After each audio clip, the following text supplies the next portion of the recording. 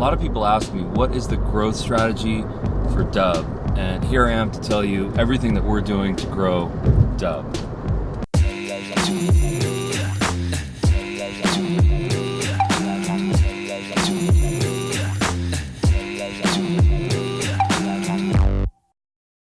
One of the things that we're all about at Dub is tapping into existing ecosystems. So one of our primary content channels is YouTube. Some of you guys might know we produce videos pretty much every day, and they're very educational. They're sometimes entertaining, sometimes they're kind of cringy, but the point is to always have this viral, this continuous loop, this connection loop with our users, to be providing education and to be providing information and best practices, and really let people learn from our mistakes, because we've made so many mistakes over the years that there's so many learnings from that. We've also been exposed to so many other mistakes that we've seen other people make that we feel compelled to really give everything that we know so that other people can succeed, whether it's using Dub or whether it's not using Dub. Our biggest thing is meet people wherever they are and give them what they need to make their business successful. Falling in love with your own ideas. Don't be too greedy. They buy into themselves too much. Putting too much time into them before you seek feedback. They don't know how to talk about their product. So Silicon Valley has become the hub of technology, and it's become a catalyst for some of the great tech companies that we know, like Google and Facebook and Apple and all these phenomenal, unicorn, billion or trillion dollar companies.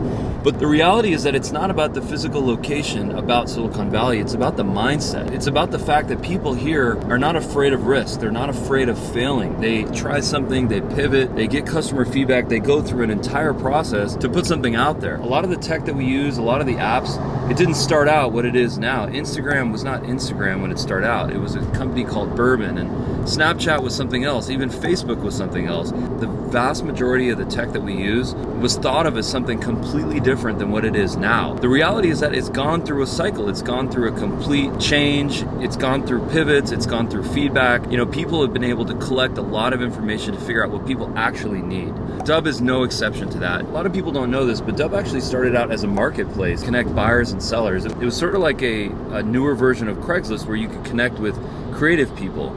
The problem that we face is that we had a two-sided marketplace where we needed to acquire sellers and buyers, and we couldn't find a sustainable economic model. So, maybe a company is going to go and do what we try to do, or maybe there's already ones that are doing that, but we didn't see the initial traction, and we didn't, quite frankly, have the capital to realize that vision.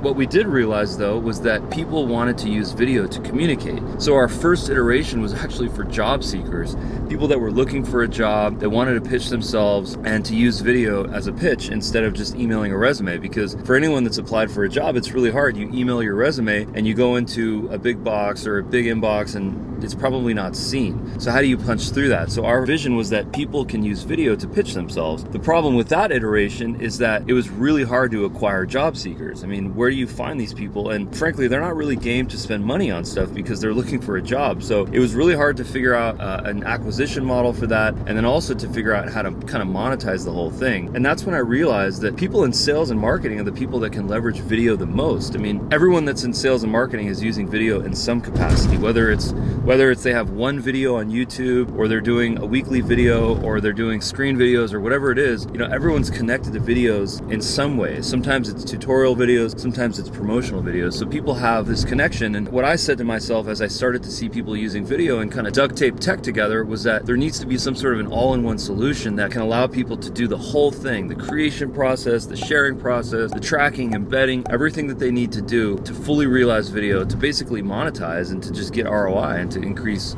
sales and conversions and all that good stuff. So Dub went through this whole evolution process to really figure out where it is, and we're still evolving constantly. We're still young, it's still early days. We're still taking feedback and constantly listening to people to figure out where we should take the product.